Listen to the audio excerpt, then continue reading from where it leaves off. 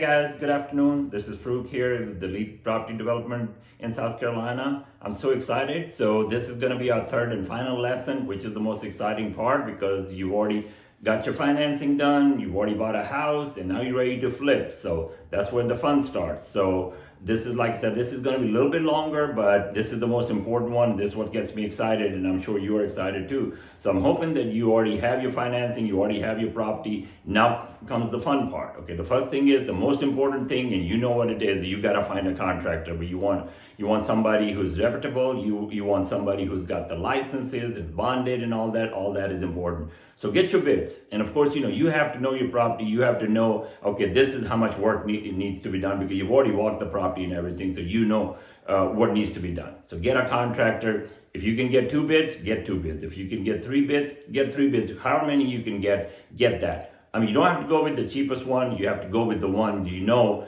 is got good reputation. If you can check references or check reviews or whatever, so that's fine. Just go ahead and choose that person and go with it. Always make sure that you have deadlines. If the contractor says, okay, I'm going to finish it in 4 weeks, I usually say, okay, I'll give you 5 weeks, but I want it done in 5 weeks. That way, if you don't, you can hold his feet to fire. One thing I will tell you, some contractors will come, they hadn't even started work yet, they're going to start asking you for money. Never, ever you give them any money, because if they haven't done anything, you don't give them money, because I'm telling you from experience, once you give them money, you're going to be chasing them. You're not going to find them, and they're not going to come and finish the work. So just make sure that you be smart about it. Go ahead and let them get started. If there's stuff that you can do yourself, do it. Like I said, I don't have time, so I don't really go do too much. But if you have time and you can go do the demo yourself, you can move the trash yourself, that saves you money. So most contractors will work with you. That is fine. Let them do their thing. But always know and go there and check and let them know that you know what you're doing and you're going to be checking on them. Because there's sometimes our contractors do a contract, whatever, say, I go there, nobody's working. So you have to find out why that is going on. So you have to stay on top of that. So you know that if that contractor is doing that, he's not for you. But anyway, just go and follow up on everything. Just make sure everything is done. Now, if he's done his work, the way I do it, if it's 4-week project, we divide his total contract payment into 4. I go every week, I check everything, make sure he's done the work, I'll go ahead and pay him. And it's always good. And I will tell you this much, you want to have a good, especially if you're new, you want to have a good reputation with your contractor, especially if he's good. Because if you pay them on time, because a lot of people don't, they have to chase people. One thing I know that I take pride in where I am is if I call a contractor, he'll answer the phone. He'll come work for me because I've always paid them and I'll always pay them on time. I don't hold nobody's money, not unless they haven't done the work. And they know that I'm going to stand behind them. So anyway, so once all that is finished, the house is done. Now, it is important. When I was new, I didn't do these things, but I learned because every time I did a house, something came up and I said, man, I wish I had known this, or I should have done this. So the things I do is, which is important. First thing I do is I go ahead and get an inspection done. So what happens is every house you sell, you know there's going to be inspection on it. So you can't get away from it, but at least you have an idea as to, okay, these are the things that are wrong. You fix them beforehand. So when the inspection comes, when you go to sell the house, hey, there's not that much wrong with it. There's still going to be things, but it's not going to be that much. It's going to cost you a little bit, I don't know, average $200, $300, but it's money well spent if you can afford to do it. Other thing is CL 100. You will never close a loan without that. That's a termite letter. You have to have that. Every house has to have that. Now, house I just did, I had it done. It cost me like $100 some, and guess what? We found there were termites. So before I even put the house on the market, and you have to do that. So I went ahead and fixed it. It cost me some money, but that's fine. Then money well spent. So I had a clear CL 100 on the house. So that's another thing guys do. Now, the most costly thing is the appraisal. Now, let me go back. We talked about a realtor last time. Find you a good realtor. There's a bunch of realtors. You need to find the ones going to work with you and for you. I'm telling you, all they do is put a sign out there and make a ton of money.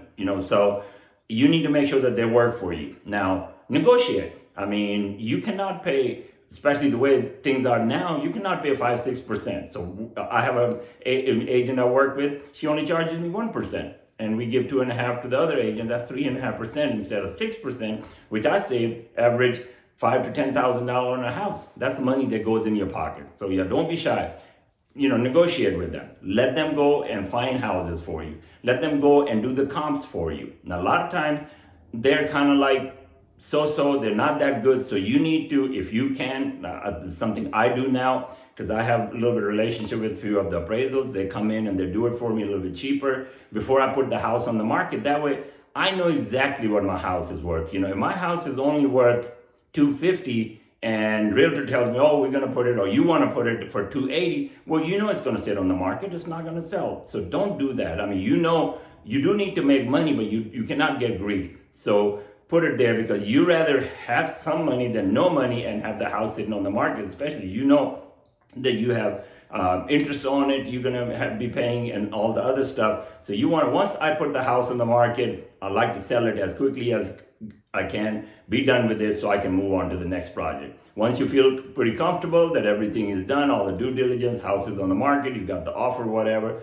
that gives you time to go start looking for other properties. So that in between that little time that you have, you can be doing that stuff. So those are the things that they're important. Like I said, you have to know what you're doing in this business, because once you do that, I mean, I've done so many houses, and I'm telling you this, every time I do a house, even now, I learned something. I say, okay, I have a list of things that I did and I'm never going to do those again, that they came up on houses. Every house, there's something that, one house I did had a pool. Oh, God bless. I mean, it's just pools have all kind of issues. So I had a lot of problems with that. So you just really need to know what you're getting into it. So once you do, next time you go get a house, you say, okay, well, these are the things I need to stay away from. Be smart. Go look for properties. Like I said, they're not going to come to you. Nowadays, you have to hunt for them. And that's what I do. So, but you'll be able to get them. I do wish you the best of the luck. I hope that these videos that I did for you is going to be helpful. If you do those 3 things, just make sure you get your finances right. Hopefully you get to the point where you have cash. You don't need to borrow no money, because cash is king. You can go buy property yourself. Then just make sure that you pick the right property and know your limits. Don't go overboard. And you know that you're going to need money for the rehab. And then once you fix it, be smart with it. There's a lot of ways to save money on properties. Like I said, you don't have to go and demo everything. If there's certain things you can save in a house, save it. Cabinets, whatever. I mean, mirrors. Every little bit helps, and every little bit that's the money you're going to save is going to go in your pocket. So I hope that these videos are helpful. Please subscribe to my channel if you like our videos, and give us a thumbs up, and hopefully I'll see you on the other side, and I'll keep on putting my videos, and I wish you the best luck. Thank you so much.